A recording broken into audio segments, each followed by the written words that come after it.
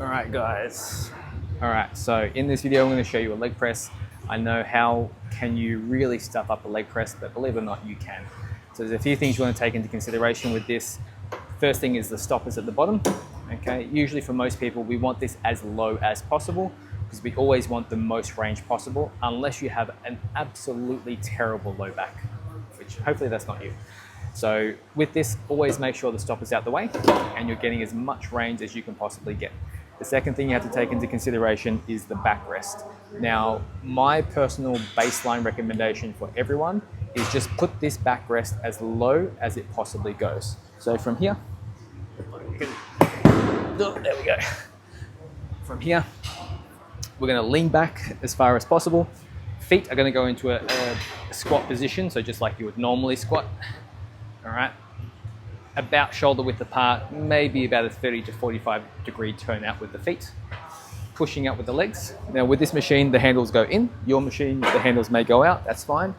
Now from here, you're gonna get as low as you can without the low back rounding off. So I'll give you an example of what not to do. So from here, this would be the full range I can get to before the bottom rounds off. And if you see how my bum starts to round off the bottom bench?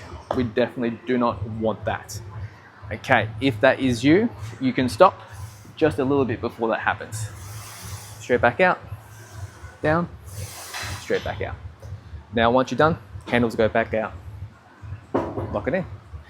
Now, I have pretty bad low back issues. So what I tend to find is as I get heavier and heavier in weight, I will start to then compensate more and more with my low back. If that's the case, what I genuinely would recommend, and if you are strong enough, you can move on to this one with a single leg press, which is what I currently do with my current training. So exactly the same thing. The weak non-dominant side goes first. As you're pressing, pushing up, handles go in, and you come all the way down. This leg, you want to be careful of that knee so it doesn't bang into the bottom here. So for me, I just pop it out straight. All right, I can get all the way down without my hips rotating. Lock out. Handles out. Now, an extra pro tip. If you still get low back pain on this for any reason, you can make this easier by putting a resistance band around the edge. So that way, when it comes to the very bottom, it's just going to take away some of that tension. So what does that look like? I'm going to show you right now. So you're going to take the resistance band, which is like this, loop it around somewhere on the back. Hopefully your machine has something like this. So from here, you're going to thread it through, all right, like so. And then we're going to loop it around. So you can see here, this is not enough tension. We're going to try and loop it around this bottom position here. So if I yank it over, all right, so if I get back into the same position, all right, and then from here, as I press, there's literally no tension at the very top. As I pull the handles in and I come all the way to the very bottom, you'll see that the band starts to get tighter and tighter, and that just makes the bottom position easier to push out from because there's less weight now because the band is helping you push up. I find I do this quite a lot just because I have a notoriously crappy low back. So that's a little pro tip. Now, if you're, in terms of the range, if you're finding that having the seat back all the way at the very bottom is still causing low back pain, or for example, you want to emphasize just more glutes and less quads, because that is quite full range, you can bring the seat up and I'll show you what that looks like.